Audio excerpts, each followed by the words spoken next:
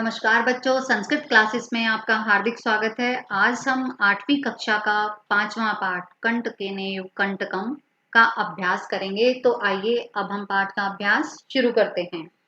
एक पदेन उत्तरम लिखित, एक पद में उत्तर दो। व्याघस्य नाम किम आसीत्, शिकारी का नाम क्या था? क्या नाम था? चंचलः, चंचल। चंचले व्याघ्रम कुत्र दृष्टवान, चंचल ने बाघ को कहाँ देखा? कहाँ देखा? जाले, जाल में। कस्मै किंपि अकार्यम न भवति, किसके लिए गलत कार्य नहीं होता है? किसके लिए नहीं होता? क्षुधार्ताय, भूखे के लिए।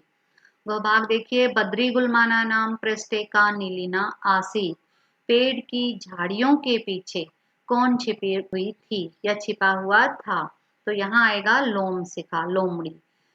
आगे देखिए, सर्व किम समेहिते, सभी में क्या समाहित होता है? क्या होता है? स्वार्थम।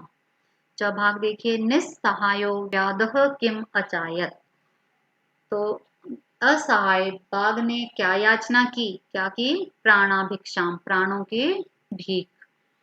प्रश्न 2 देखिए, पूर्ण वाक्य उत्तरत, पूर्ण वाक्य में उत्तर दो। कै भाग देखिए, चंचलेन वने किम कृतम, चंचल ने वन में क्या किया? यहाँ आएगा चंचलेन वने, किम की जगह आएगा जाले, जालम विस्तारितम। ख भाग देखिए, व्याघ्रस्य पिपाशा कथम शांता अभवत, आंसर हो जाएगा व्याघ्रस्य पिपाशा जलम पीत्वा शांता अभवत। आगे देखिए, जलम पीत्वा व्याघ्रः किम अवदत्, आंसर होगा जलम पीत्वा व्याघ्रः अवदत् साम्प्रतम अहम बुभुक्षित अस्मिन् इदानीम अहम त्वाम खादिष्यामि। अर्थात क्या कहा था उसने कि अब मैं भूखा हूं, इसलिए मैं तुम्हें खाना चाहता हूं। आगे देखिए, जाले पुनः बद्धम व्याघ्रम दृष्ट्वा व्याधः किम अकरोत्, जाल में बंधे हुए बाघ को देखकर शिकारी ने क्या कहा? क्या कहा था? जाले पुनः बद्धम व्याघ्रम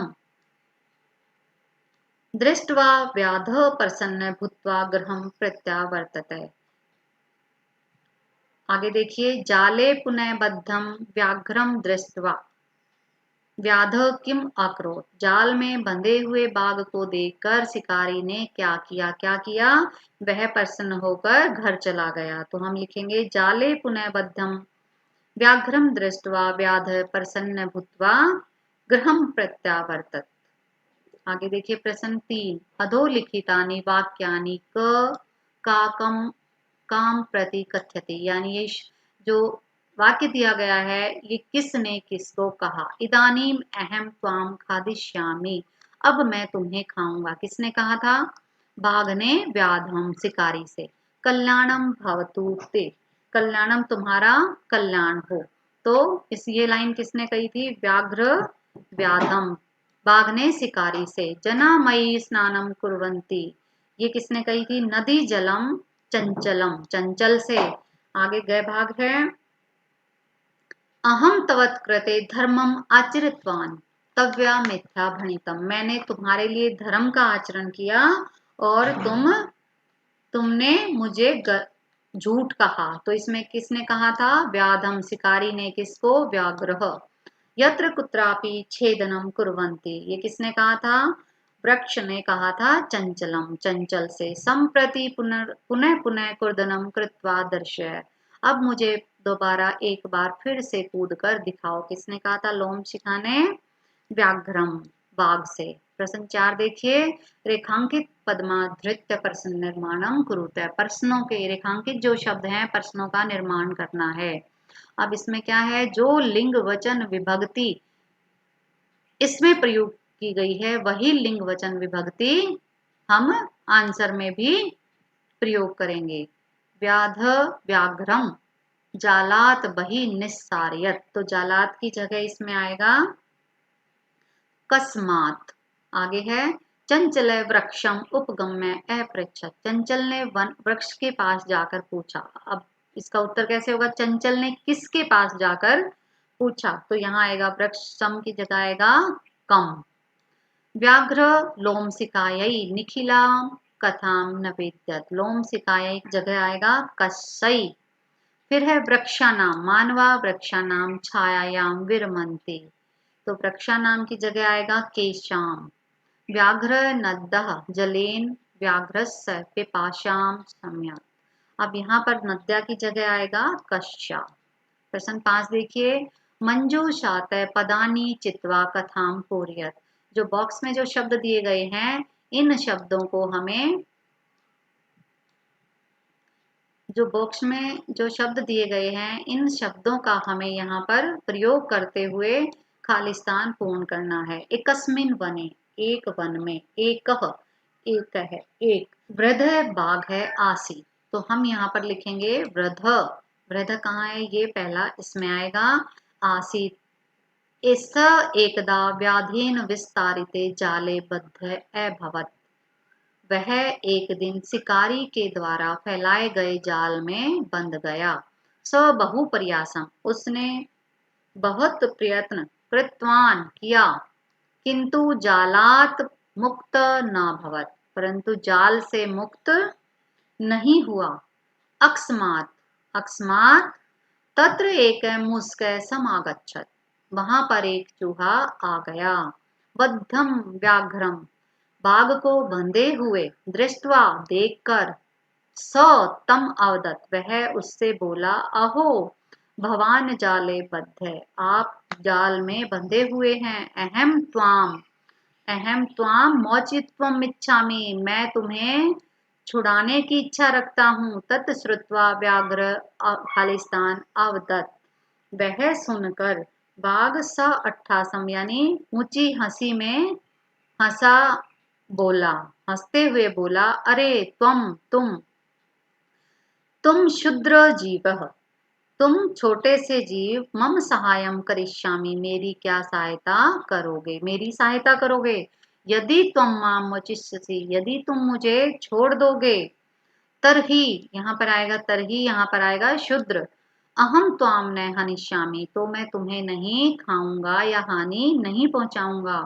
मुस्कह, चूहे ने सब किए अपने लघु दंतई छोटे छोटे दांतों से, तज्जालस्य रस्सियों को, कृत्वा खालिस्तान, यहाँ आएगा कर्तनम कृत्वा, काट कर, तम व्याघ्रम बहि कृतवान, उस बाघ को बाहर निकाल दिया।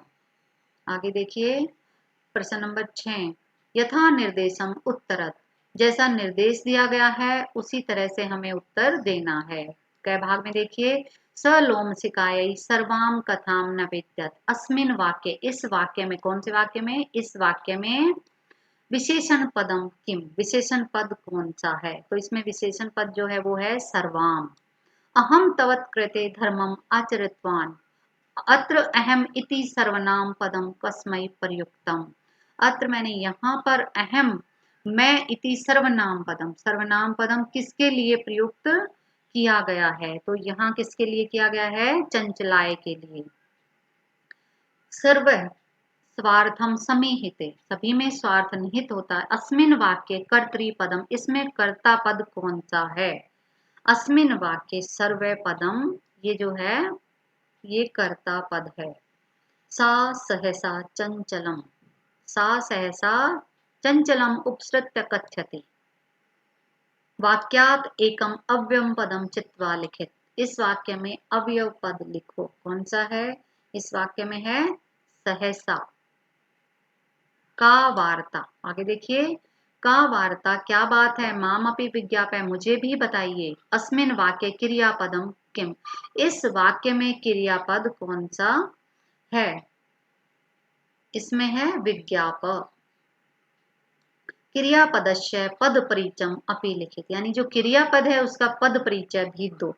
इसमें है अब विज्ञापया, विज्ञापया में वी धातु है, ज्ञा प्रत्यय है, वी धातु, ज्ञा प्रत्यय, और लकार कौन सा है, इसमें है लोट लकार, पुरुष कौन सा है, मध्यम पुरुष, और वचन कौन सा है, एक वचन। अर्थात इसमें क्रियापद में हमें इस पद का परिचय देना है, कौन सा लकार है, कौन सा वचन है, कौन सा पुरुष है, प्रत्यय और उपसर्ग क्या है। आगे देखिए प्रश्न नंबर 7, उदाहरणम अनुसारम रिक्त स्थानानि पूरयत, उदाहरण के अनुसार रिक्त स्थान भरो। जैसे ऊपर दिया गया है, जैसे मातृ माता मातरौ मात्र, यहाँ आएगा सवसा सवसारौ सवसार, मात्रा मातृभ्याम मातृभी। इसी तरह से सवस्री की तृतीया विभक्ति बनेगी सवस्रा सवस्रीभ्याम और सवस्रीभी। आगे है सवस्री की सप्तमी विभक्ति दे रखी है, सवस्री सवस्रो सवस्रीषु। आगे है मातृ की सप्तमी विभक्ति कैसे होगी। मातृ की सप्तमी विभक्ति होगी मातृ मातरौ मातृ मातरौ और मातृषु। आगे हो जाएगी मातृ की षष्ठी विभक्ति मातु मातरौ और मातृनाम। आगे देखिए धातु प्रत्यम च लिखित, धातु और प्रत्यय लिखिए। जैसे गंतुम, गंतुम में गम धातु है तुमुन प्रत्यय। इसी तरह से दृष्टुम, दृष्टुम में है दृश्य धातु और तुमुन प्रत्यय। कर्णीय क्री धातु और अन्यर प्रत्यय। पातुम, पातुम में है पा धातु तुमुन प्रत्यय। खादितुम, खाद धातु और तुमुन प्रत्यय। कृत्वा क्री धातु और कृत्वा कत्वा प्रत्यय।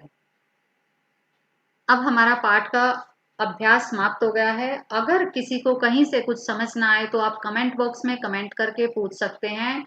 इस पाठ का अनुवाद व अभ्यास लिखने के लिए आप वीडियो के साथ दिए गए डिस्क्रिप्शन में लिंक के द्वारा आंसर PDF डाउनलोड कर सकते हैं। धन्यवाद।